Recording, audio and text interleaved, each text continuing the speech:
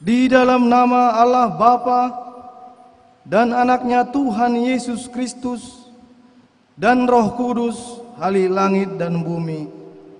Amin. Hidup itu telah dinyatakan dan kami telah melihatnya, dan sekarang kami bersaksi dan memberitakan kepada kamu tentang hidup kekal yang ada bersama-sama dengan Bapa dan yang telah dinyatakan kepada kami. Haleluya. Haleluya. Haleluya. Haleluya.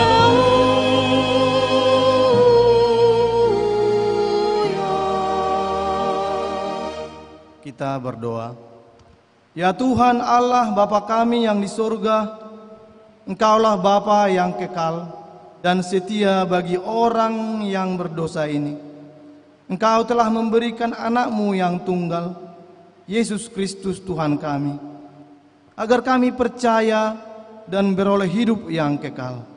Kami memohon kepadamu, utuslah Roh-Mu ke dalam hati kami, agar kami dapat bertahan sampai akhir di dalam iman yang benar dan memperoleh keselamatan di dalam anak-Mu Tuhan Yesus Kristus Tuhan kami. Amin. Jemaat dipersilakan duduk. Marilah kita menyambut pembacaan firman Tuhan. Kita bernyanyi dari Kidung Jemaat nomor 344 ayat 1 sampai 2.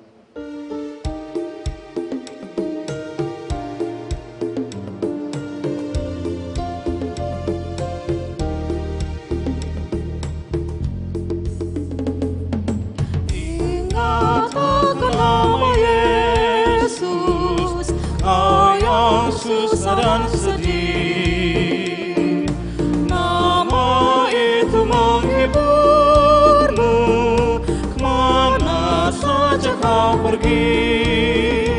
Indahlah namanya, pengharapan dunia. Indahlah namanya, suka surga yang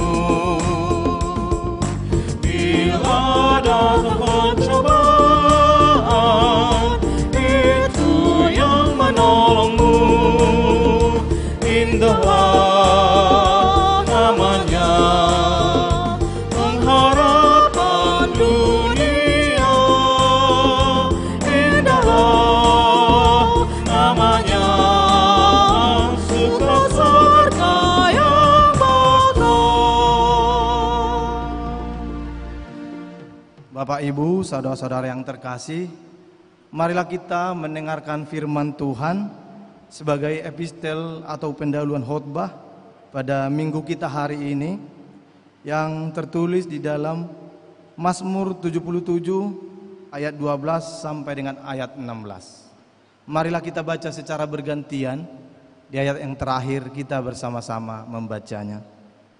Mazmur 77 ayat 12 sampai dengan ayat 16. Beginilah firman Tuhan. Aku hendak mengingat perbuatan-perbuatan Tuhan. Ya, aku hendak mengingat keajaiban-keajaiban-Mu dari zaman purbakala.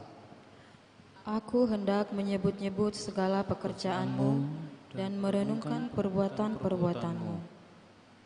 Ya Allah, jalan-Mu adalah kudus.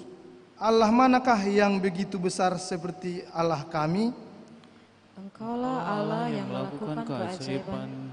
Engkau telah menyatakan kuasa-Mu di antara bangsa-bangsa. Ayat 16 kita bersama-sama.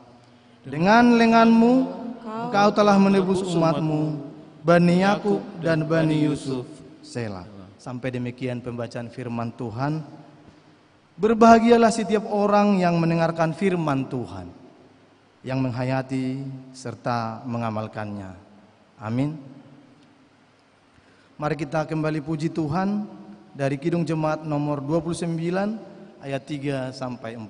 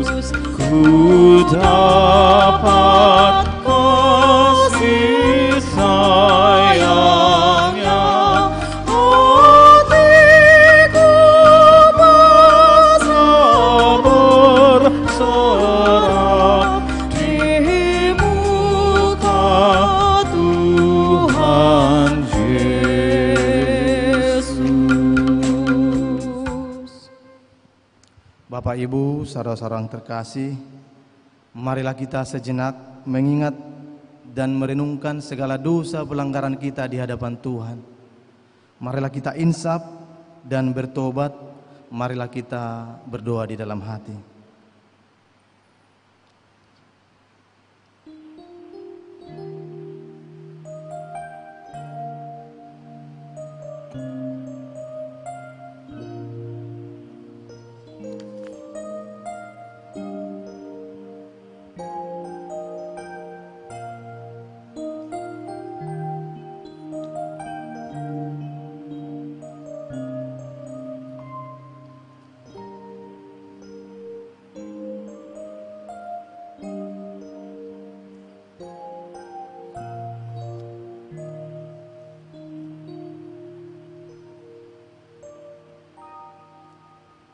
Bapa kami yang Maha Pengasih, kami datang bersembah sujud di hadapan-Mu, mengaku dan menyesali segala dosa dan pelanggaran kami.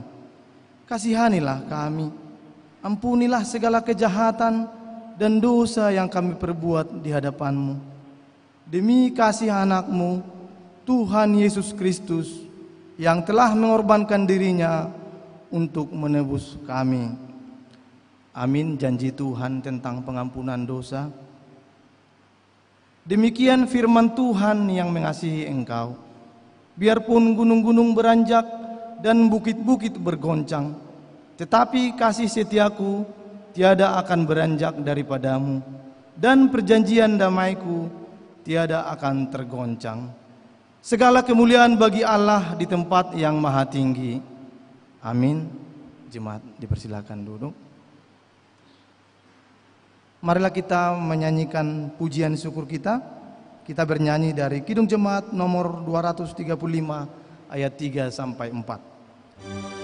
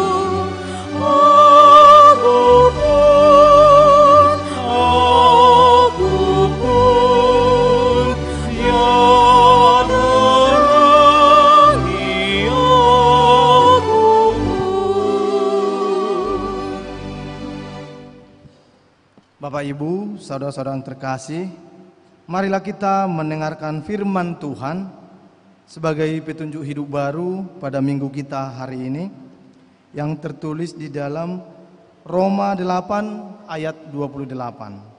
Beginilah firman Tuhan. Kita tahu sekarang bahwa Allah turut bekerja dalam segala sesuatu untuk mendatangkan kebaikan bagi mereka yang mengasihi Dia, yaitu bagi mereka yang terpanggil sesuai dengan rencana Allah. Demikian firman Tuhan. Marilah kita berdoa memohon kekuatan daripada Tuhan. Ya Allah Bapa kami, berilah kami kekuatan untuk melakukan yang sesuai dengan firman-Mu. Amin. Kembali kita menyanyikan pujian syukur kita dari Kidung Jemaat nomor 370 ayat 1 dan 2.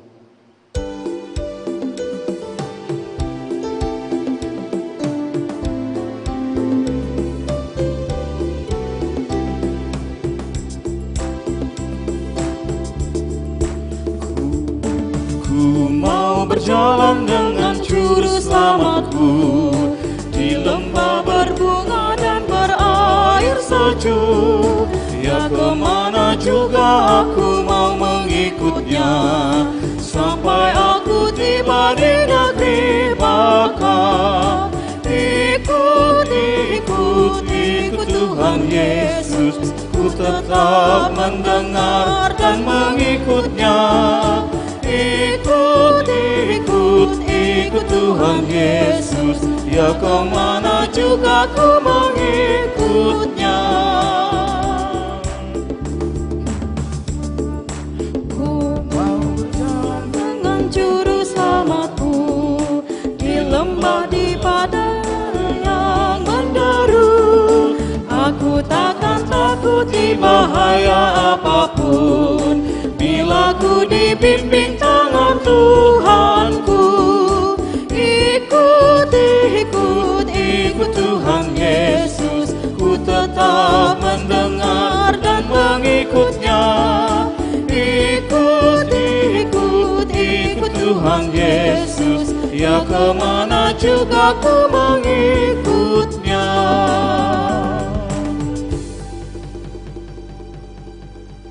Bapak, Ibu, saudara-saudara yang terkasih, marilah kita bersaksi mengikrarkan pengakuan iman kita bersama jemaat pada segala abad di seluruh dunia. Kita bersama mengucapkannya.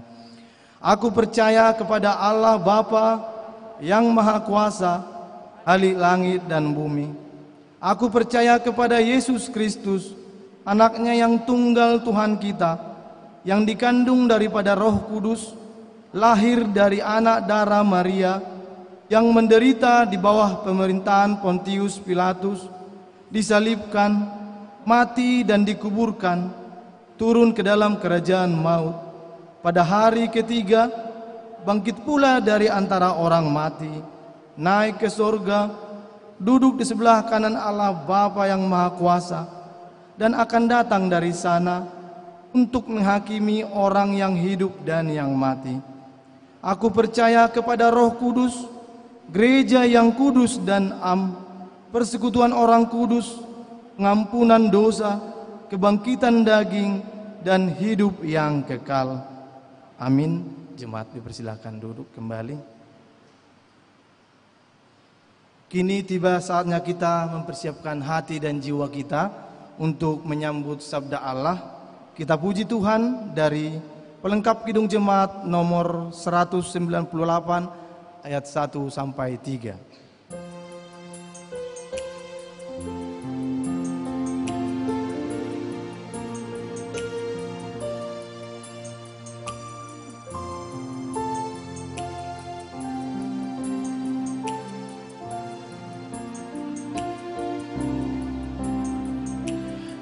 Di hatiku ya Yesus,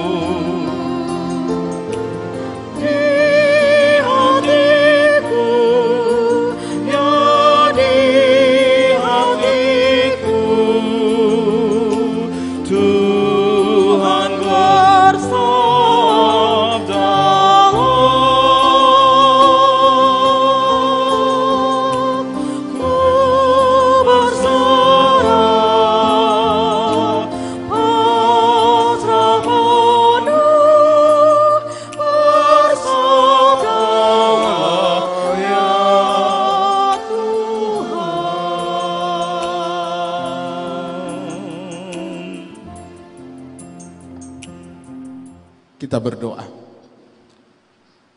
Terpujilah Engkau Tuhan, Allah semesta alam, yang maha pengasih dan pemurah, yang memberikan karunia-karunia bagi kehidupan kami, bahkan hingga di saat ini. Kami tahu, kami boleh berkumpul, kami boleh ada, sebagaimana kami ada hari ini, adalah karena kebaikan dan kemurahan-Mu bagi kami. Berkenanlah untuk persekutuan kami, untuk doa, nyanyian, dan permohonan. Biarlah semua itu Tuhan sempurnakan menjadi kemuliaan bagi nama-Mu. Tuhan, kami akan belajar dari firman-Mu, berkuasalah di dalam hati dan pikiran kami, agar kami mengerti apa yang Tuhan kehendaki. Dan berfirmanlah Engkau Tuhan, kami siap untuk mendengarkannya. Kiranya damai sejahtera yang melampaui segala akal budi manusia, itulah yang berkuasa di dalam hati dan pikiran. Di dalam nama Kristus Yesus Tuhan kita. Amin. Shalom. Bapak, Ibu, dan saudara semua, mari kita buka Alkitab kita dari kitab 1 Timotius pasal 1 ayat 12 sampai dengan ayat 16. Saya akan membacakannya untuk kita semua dari perikop dengan judul ucapan syukur atas kasih karunia. Demikian firman Tuhan kami baca di dalam nama Tuhan Yesus. Aku bersyukur kepada Dia yang menguatkan aku, yaitu Kristus Yesus Tuhan kita, karena Ia menganggap aku setia dan mempercayakan pelayanan ini kepadaku. Aku yang tadinya seorang penghujat dan seorang penganiaya dan seorang ganas, tetapi aku telah dikasihaninya karena semuanya itu telah kulakukan tanpa pengetahuan, yaitu di luar iman. Malah kasih karunia Tuhan kita itu telah dikaruniakan dengan limpahnya kepadaku dengan iman dan kasih dalam Kristus Yesus.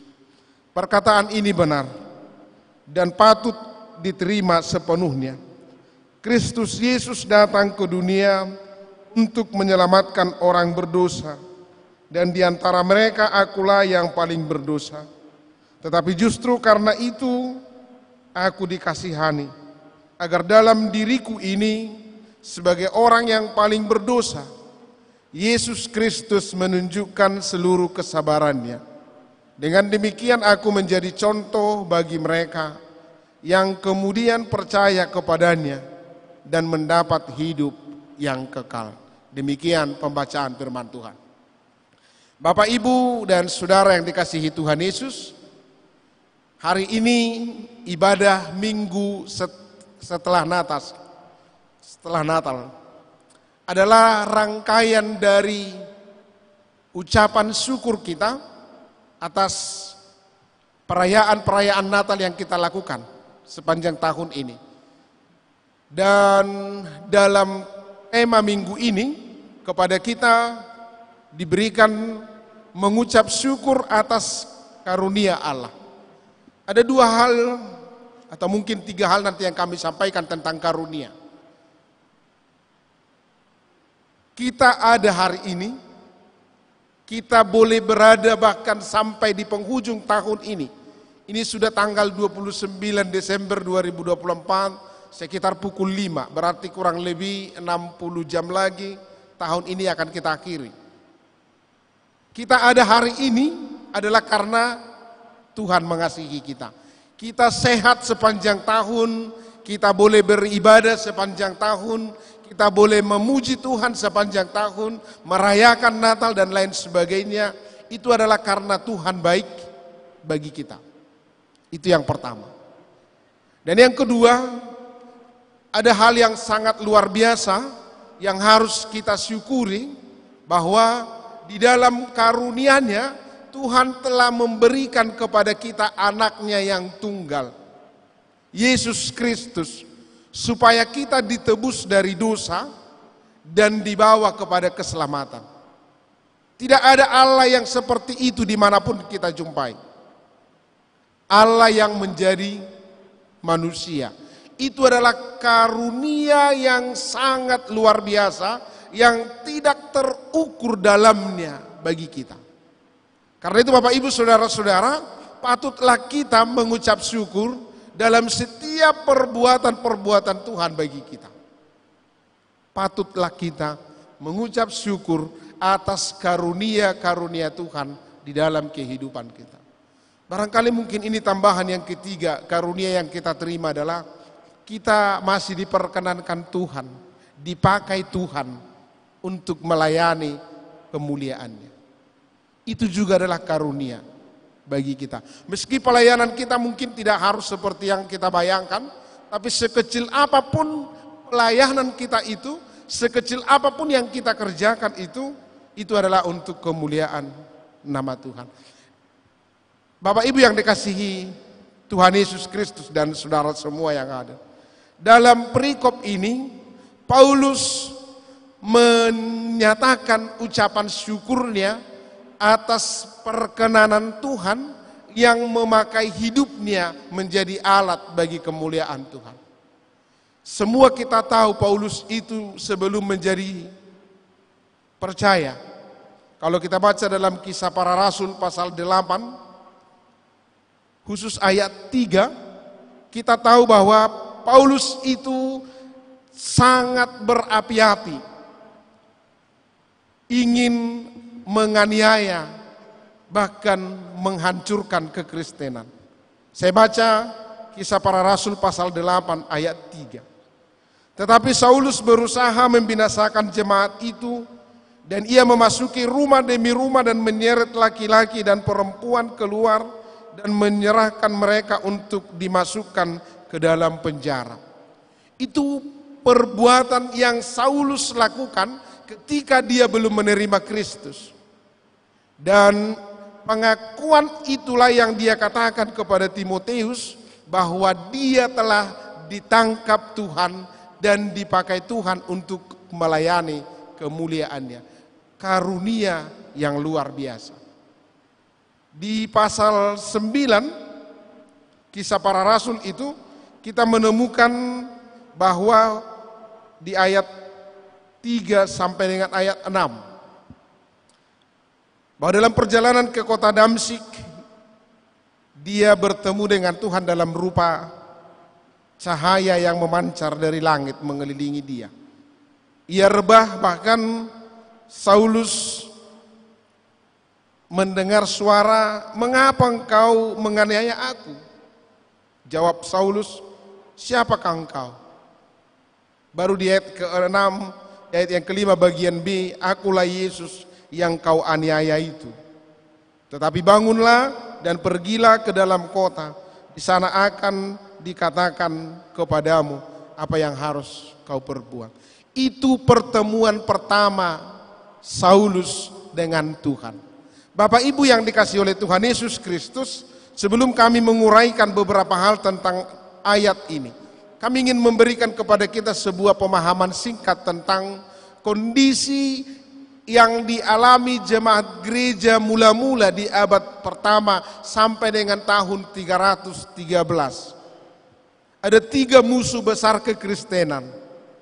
Musuh besar kekristenan yang pertama adalah orang-orang Yahudi yang ingin semua yang mengaku Yesus adalah Tuhan harus dimusnahkan.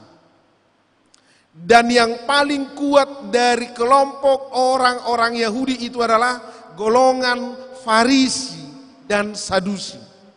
Dan yang paling menonjol dari semua orang adalah Saulus, yang betul adalah orang Farisi dan bahkan diajar oleh seorang guru besar namanya Gamaliel, dan kepada dia diajarkan untuk tidak mengaku Yesus adalah Tuhan. Dan semua orang yang mengaku Yesus adalah Tuhan harus dibunuh. Itu yang pertama. Dan yang kedua, Bapak Ibu Saudara-saudara, pemerintah Kekaisaran Romawi sangat membenci kelompok atau sekte baru yang namanya pengikut Kristus. Ada beberapa kaisar Roma yang berusaha membunuh orang Kristen secara masif. Yang paling besar diantaranya adalah Kaisar Nero, yang pernah membakar kota Roma dan menuduh orang Kristen yang melakukannya. Sehingga orang Kristen dibunuh secara besar-besaran. Yang ketiga, Bapak Ibu Saudara, ada musuh orang Kristen pada masa itu, yaitu kelompok-kelompok agama-agama lain, termasuk kelompok-kelompok aliran filsafat dan lain sebagainya yang ingin kekristenan tidak berkembang. Dan di dalam konteks itulah Paulus bertemu dengan Tuhan, sehingga dia berani mengatakan bahwa aku telah dipakai dan ditangkap oleh Tuhan. Saya ingin menyampaikan 3 hal besar dari nats ini untuk kita. Yang pertama, Bapak Ibu Saudara-saudara, kehidupan Paulus yang dahulunya adalah orang yang berdosa. Bahkan di nats ini dia katakan orang ganas, penganiaya, bahkan pembunuh. Kemudian tidak menutup kemungkinan atau tidak menutup karunia Tuhan dinyatakan kepadanya. Karena itu, hal yang pertama yang harus kita sadari adalah bukan karena dosamu maka engkau tidak bertemu dengan Tuhan. Harusnya tidak ada dosa yang lebih besar, tidak ada dosa yang sangat-sangat besar yang menutup karunia Tuhan kepada kita. Dan itu dinyatakan dalam nats ini kepada Paulus. Ketika dia bertobat, maka Tuhan memakai dia menjadi alat bagi kemuliaannya. Kenapa? Catatan ini menjadi penting sore hari ini adalah, adakah orang yang tidak berdosa di dunia ini? Tidak ada. Paulus mencatatnya dalam Roma pasal 3 ayat 10 sampai dengan ayat 18, tidak ada satu orang pun yang benar di dunia ini. Semua orang telah berdosa dan kehilangan kemuliaan Allah. Karena itu dosa tidak akan membuat kita jauh dari Tuhan, tetapi dengan catatan kita mau menerima karunia Tuhan, yaitu Yesus Kristus. Apa yang membuat kita berbeda dengan orang lain? Bukan dosa kita, karena semua orang punya dosa masing-masing. Tetapi yang membuat kita berbeda dari orang lain adalah kita mau meninggalkan dan bertobat atas dosa-dosa kita. Ada banyak orang membenarkan itu. Ada banyak orang bangga dengan dosa-dosanya itu. Paulus mengatakannya dalam nats hari ini, itu adalah kebodohan yang kukenal sebelum mengenal Kristus. Artinya, ketika kita percaya kepada Tuhan Yesus, ketika kita telah menerima Yesus menjadi juru selamat, ketika kita telah dipakai oleh Tuhan untuk kemuliaannya, maka di situ harusnya dosa itu tidak lagi tinggal di dalam diri kita, tetapi sudah menjadi bagian yang jauh dari kita. Adakah orang yang tidak berdosa? Kami katakan tidak ada. Tetapi yang membedakan kita dari orang lain adalah tidak hidup lagi di dalam dosa. Itu yang pertama. Karena itu Bapak Ibu Saudara yang dikasihi oleh Tuhan Yesus Kristus, sebagaimana Paulus menyadari dengan sungguh-sungguh karena pertemuannya dengan Tuhan, dia bertobat. Dia berubah dari orang yang menjadi penganiaya Kristen, bahkan kemudian menjadi pemberita Injil Kristus. Hari ini seruan pertama bagi kita selain bertobat adalah bertemu dengan Tuhan Yesus. Tema Natal besar Indonesia atau yang digagas oleh PGI dengan KWI adalah marilah kita pergi ke Bethlehem. Untuk apa? Untuk melihat pekerjaan kemuliaan Allah melalui kelahiran Yesus Kristus. Dan hari itu pertanyaan itu yang harus kami sampaikan untuk menjawab, apakah kita sudah bertemu dengan Tuhan Yesus? Apakah melalui perayaan-perayaan Natal kita sampai dengan saat ini kita sudah bertemu dengan Tuhan Yesus? Atau perayaan-perayaan Natal kita hanya sekedar seremonial atau perayaan semata? Ini yang berbahaya bagi kita. Karena tidak ada makna dari perayaan itu kalau hanya sebuah seremonial yang kita lakukan. Karena itu bertemu dengan Tuhan Yesus di dalam kerendahan, di dalam kesederhanaan, karena dia lahir di kandang domba Bethlehem. Meski dia raja, tapi dia tidak lahir di tempat yang mewah, tetapi justru di dalam tempat yang sederhana. Meski dia raja, tetapi dia tinggalkan itu sebagaimana kodratnya, hakikatnya sebagai raja, dia tinggalkan itu supaya kita sama seperti dia atau dia sama seperti kita. Apa yang kami katakan dengan itu Bapak Ibu Saudara? Mari kita bertemu dengan Tuhan. Temukan Tuhan itu dan itu yang akan membawamu kepada pertobatan. Yang pertama. Yang kedua Pak Ibu Saudara-saudara yang dikasihi oleh Tuhan Yesus Kristus, apa yang menarik dari pertobatan Paulus dalam konteks hari ini? Paulus mengatakan bahwa dia adalah orang yang paling berdosa. Tidak ada yang lebih dari saya. Kalau Bapak Ibu mungkin pernah melakukan sesuatu kesalahan, sesuatu dosa yang mungkin kita anggap sebagai dosa yang besar, Paulus mengatakan saya jauh lebih besar dari itu. Karena itu ketika dia diampuni, ketika dia diperdamaikan, ketika dia dipertemukan dengan karunia Tuhan, maka dia menganggap dirinya adalah orang yang paling beruntung. Orang yang paling beruntung. Kenapa? Dosanya yang teramat besar, yang menurut dia tidak layak lagi dipertemukan dengan Kristus, tapi diampuni dan dilayakkan menjadi alat bagi Kristus. Ini yang luar biasa. Saya baca di ayat yang ke-13, aku tadinya seorang penghujat dan seorang penganiaya dan seorang ganas, tetapi aku telah dikasihaninya karena semuanya itu telah kulakukan tanpa pengetahuan, yaitu di luar iman. Bahkan di ayat 15 dia katakan bahwa dialah orang yang paling berdosa. Kesadaran ini penting bagi kita semua. Apa yang membedakan kita dari orang lain? Saya katakan tadi, adalah kita sadar kita telah diampuni dan kita tidak mau berdosa lagi. Itu bedanya. Poinnya di situ. Ketika kita sadar bahwa kita telah diampuni dan tidak berdosa lagi, maka kita akan sama seperti Paulus mengatakan, akulah orang yang paling beruntung. Semua dosa kita ditanggung oleh Tuhan Yesus.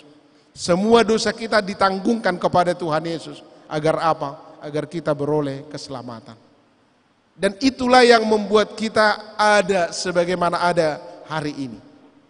Bukan karena kuat kita, bukan karena hebat kita. Karena siapakah kita sebenarnya di hadapan Tuhan? Tidak ada. Karena apakah yang harus kita banggakan di hadapan Tuhan? Tidak ada. Karena apakah yang harus kita perhatikan atau kita pertontonkan kepada orang lain tentang diri kita? Tidak ada. Tetapi Tuhan mengasihi kita dan olehnya kita beroleh kemurahan hingga kita dapat memanggil Dia sebagai Tuhan, Bapa atau Abba bagi kita. Maka Bapak Ibu saudara-saudara, kalau kita sudah dilayakkan Tuhan, maka jangan berbuat dosa lagi. Sekali lagi, kalau kita sudah dilayakkan Tuhan di hadapannya, maka jangan berbuat dosa lagi. Ada yang menjadi catatan penting bagi kami tentang hal ini. Apa itu? Catatan pentingnya adalah kira-kira begini. Ada banyak orang melakukan kesalahan, kemudian menutupinya dengan kesalahan yang baru. Dan ini sering dikatakan orang bijak. Dosa lama ditutupi dengan dosa yang baru. Dan akhirnya seperti lingkaran setan, seperti berada di dalam lumpur hidup yang tidak bisa keluar dari itu. Kalau hari ini kita merasa kita berdosa, jangan tutupi dengan dosa yang lain. Kalau hari ini kita merasa atau mengaku pernah melakukan kesalahan, baik kepada kekasihmu, pacarmu, orang tuamu, siapapun, jangan tutupi dengan kesalahan-kesalahan yang lain. Kalau begitu apa yang harus kita lakukan? Mengaku dengan tulus adalah tanda bahwa kita mengenal diri kita orang yang telah diampuni. Dengan mengaku bahwa kita orang yang berdosa, dengan mengaku kita pernah melakukan kesalahan, dengan mengaku bahwa kita pernah melakukan sesuatu yang tidak benar, maka disitulah dosa itu diampuni.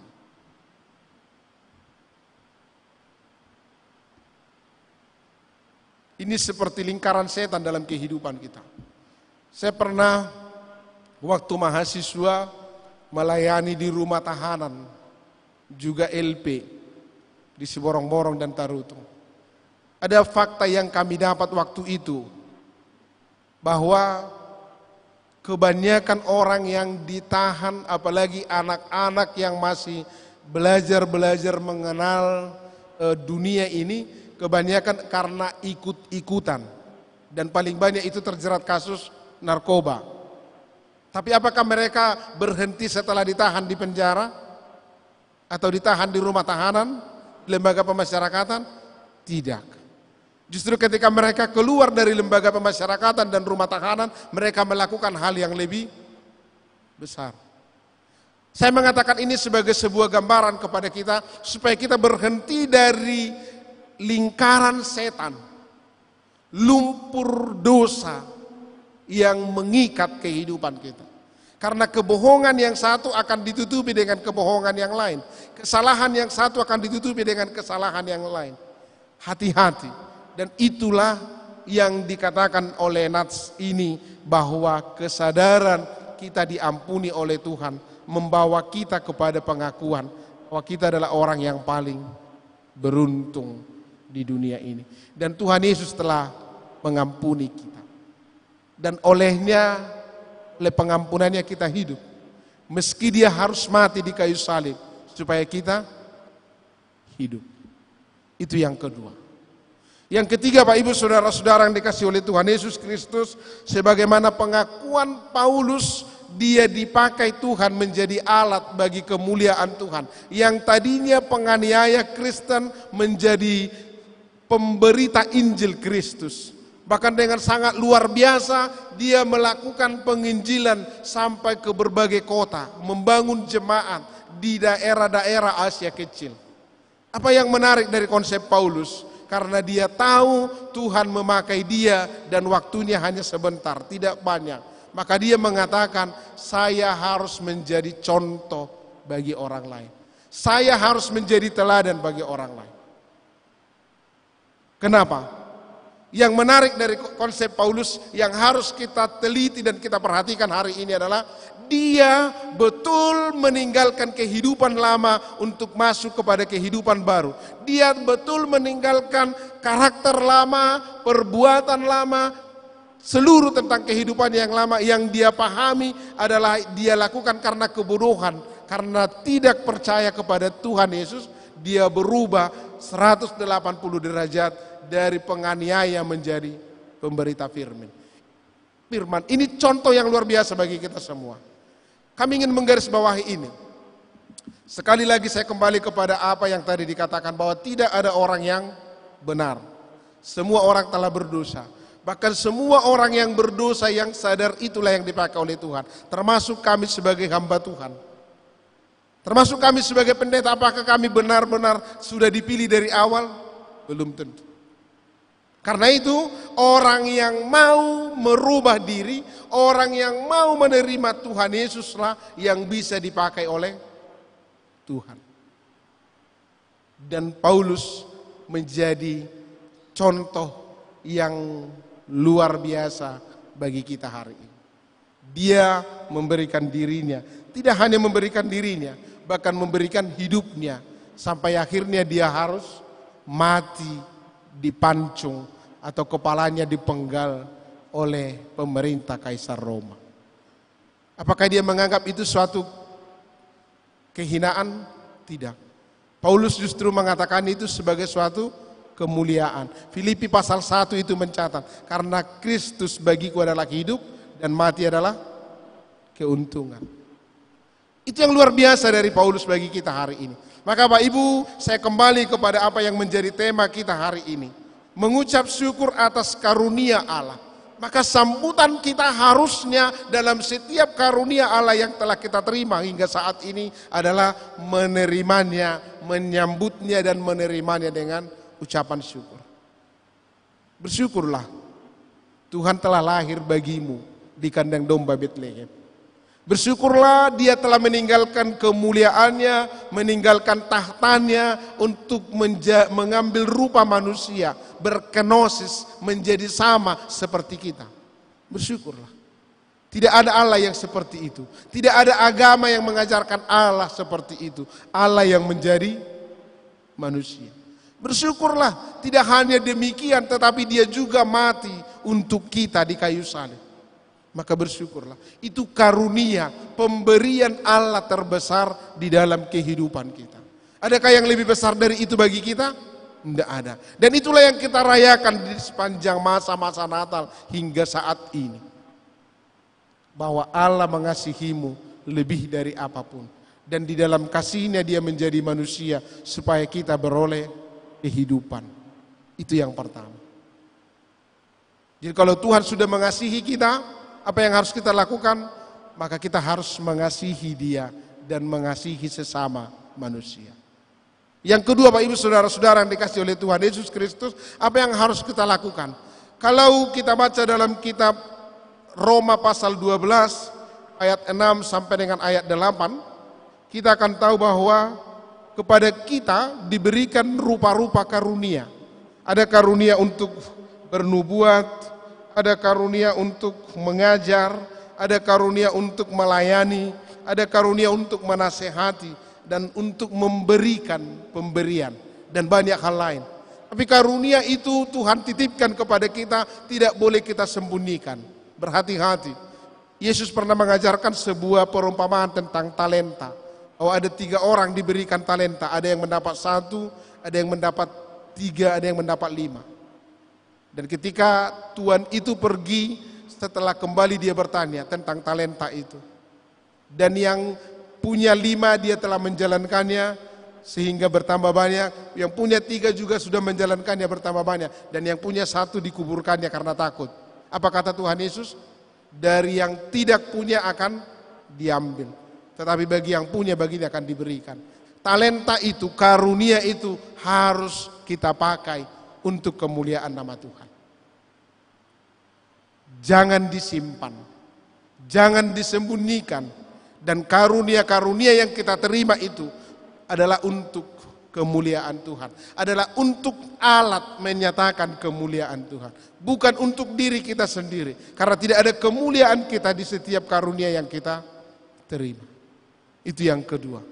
Yang ketiga, Bapak Ibu Saudara yang dikasihi Tuhan, ucapan syukur kita atas karunia Tuhan itu sebagaimana Paulus mengatakan dalam Roma pasal 12 ayat 1, persembahkanlah tubuhmu sebagai persembahan yang hidup di hadapan Tuhan. Mempersembahkan diri kita, mempersembahkan hidup kita di altar Tuhan, di mezbah Tuhan, di dalam karya Tuhan, di dalam pelayanan Tuhan adalah bagian dari kita mensyukuri setiap pemberian Tuhan, karunia-karunia Tuhan dalam kehidupan kita.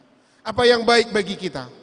Yang baik bagi kita adalah tidak memakai atau tidak menyembunyikan untuk kepentingan diri kita sendiri. Tetapi yang terbaik itu adalah mempergunakannya untuk kemuliaan Tuhan. Saya garis bawahi sekali lagi dari awal, bahwa Tuhan telah menyatakan kebaikannya melalui anaknya Yesus Kristus yang telah menjadi manusia, yang sudah kita terima dengan ucapan syukur. Bahkan kita hidup dan mengaku sebagai anak-anak Allah yang percaya kepada Yesus. Tetapi apakah cukup demikian?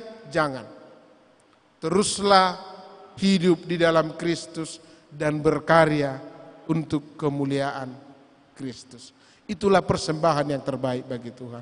Maka Bapak Ibu Saudara-saudara yang dikasihi oleh Tuhan Yesus Kristus, mensyukuri kasih karunia Allah atau bersyukur atas karunia Allah dalam kehidupan kita adalah respon kita bagaimana menyambut, menerima dan mensyukuri setiap apa yang telah kita terima dari Tuhan.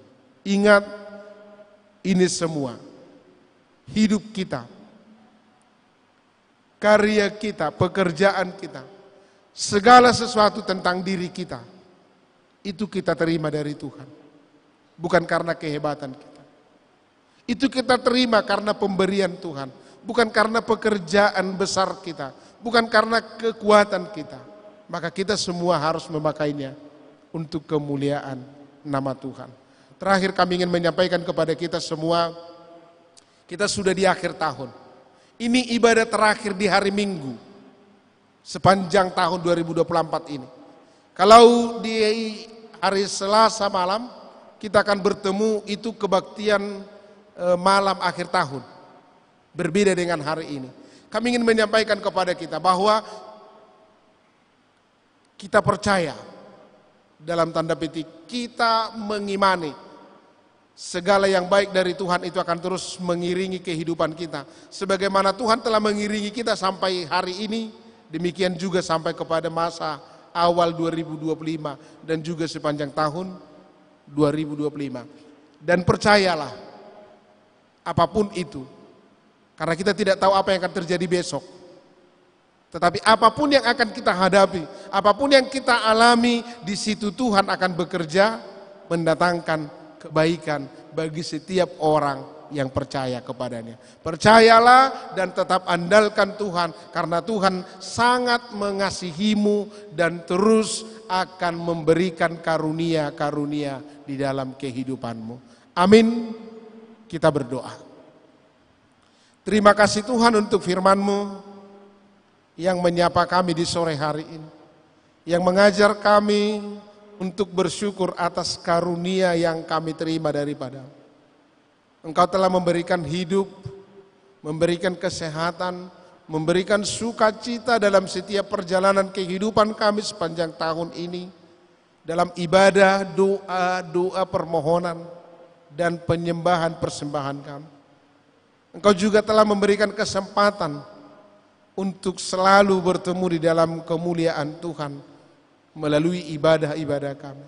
Bahkan Engkau telah mengaruniakan anak-Mu yang tunggal, yang kami rayakan di masa Natal, sebagai karunia terbesar yang telah mengampuni dosa-dosa kami dan membawa kami kepada kehidupan yang kekal. Bapa di surga, kami percayakan kehidupan kami, supaya Tuhan yang menuntun dan memimpin kami, bahkan menyertai serta menolong kami mengakhiri tahun 2024 ini, untuk terus kemudian memasuki tahun baru penuh rahmat di 2025. Tuhan yang menolong kami. Terima kasih Bapa di surga. Ajari kami untuk terus menemukan, ajari kami untuk terus mensyukuri, dan ajari kami untuk terus menikmati kebaikan dan kemurahan-Mu. Bapa di surga, jadilah kehendak-Mu bagi kami semua, dalam kesehatan, dalam pekerjaan, dalam pergumulan, dalam kehidupan pribadi lepas pribadi, keluarga lepas keluarga, bahkan dalam persekutuan kami di tengah gereja-Mu dan juga dengan orang-orang di sekitar kami. Tuhan, biarlah hanya menyatakan kemuliaan-Mu. Ampuni dosa kami Bapa, agar kami layak di hadapan-Mu. Di dalam nama Yesus kami berdoa. Amin.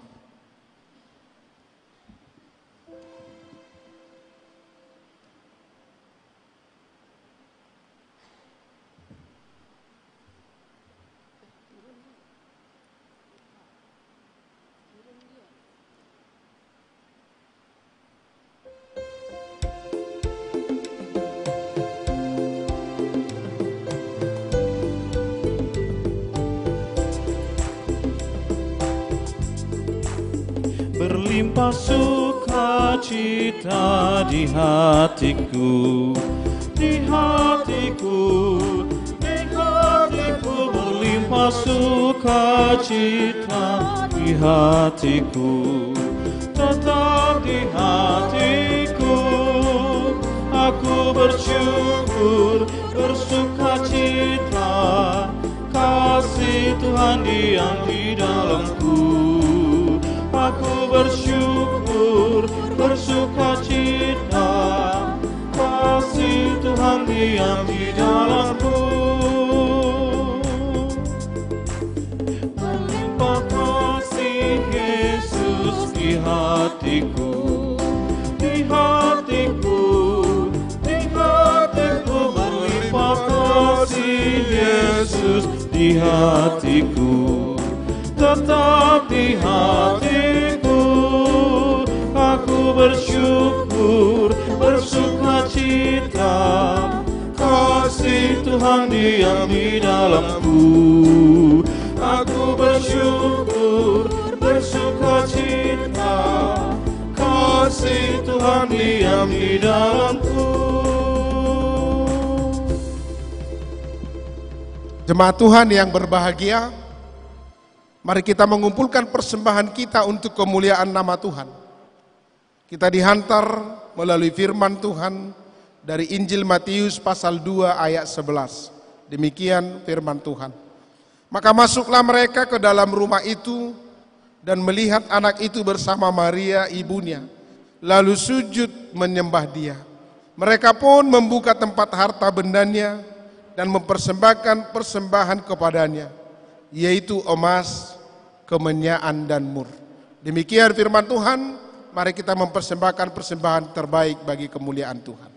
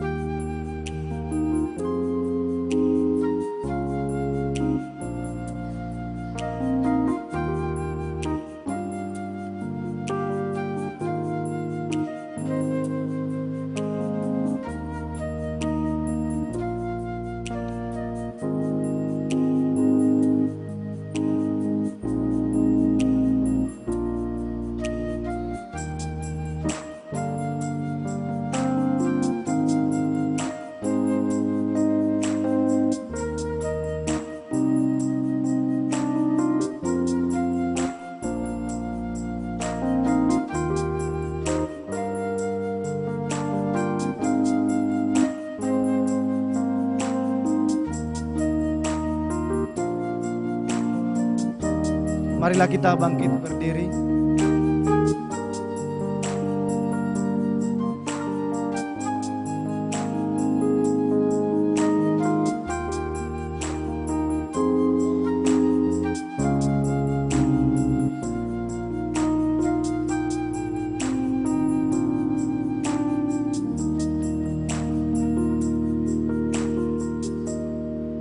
Mari kita serahkan persembahan kita kepada Tuhan, kita berdoa.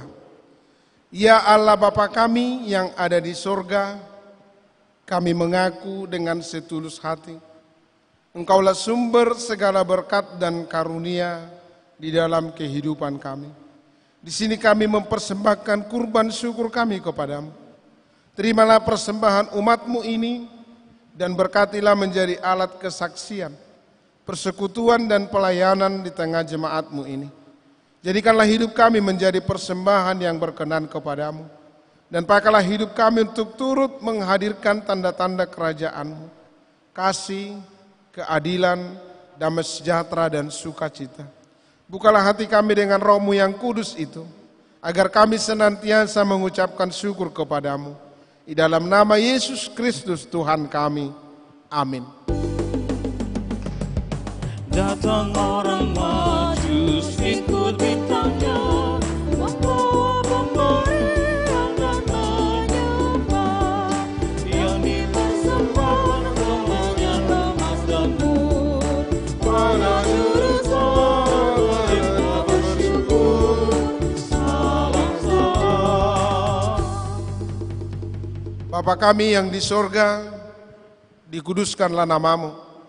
Datanglah kerajaan-Mu, jadilah kehendak-Mu di bumi seperti di sorga. Berikanlah kami pada hari ini makanan kami yang secukupnya. Dan ampunilah kami akan kesalahan kami, seperti kami juga mengampuni orang yang bersalah kepada kami. Dan janganlah membawa kami ke dalam pencobaan, tetapi lepaskanlah kami dari yang jahat. Karena Kau yang punya kerajaan dan kekuasaan dan kemuliaan sampai selama-lamanya.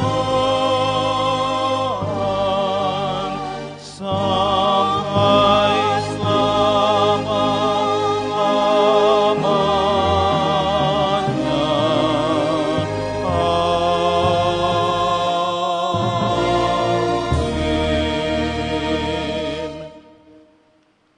Tuhan memberkati engkau dan melindungi engkau. Tuhan menyinari engkau dengan wajah-Nya dan memberi engkau kasih karunia.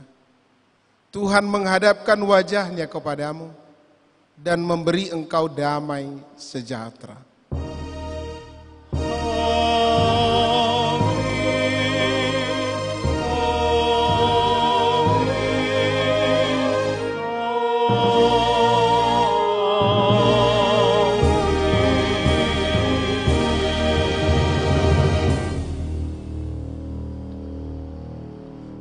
Shalom, selamat hari Minggu dan selamat menyongsong tahun baru 2025 bagi semua jemaat Tuhan yang hadir hari ini. Tuhan Yesus memberkati.